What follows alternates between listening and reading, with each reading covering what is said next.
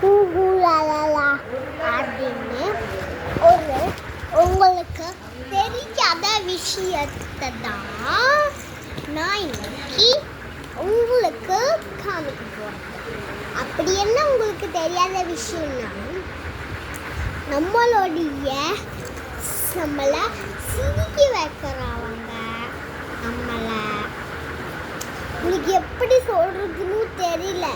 எனக்கும் அழுகாச்சும் இருக்க மாட்டேங்குது. என் கூட அப்படி இல்லை.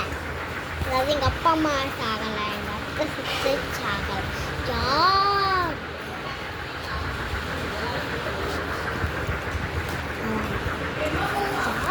சாகலை. அப்புறம் எனக்கு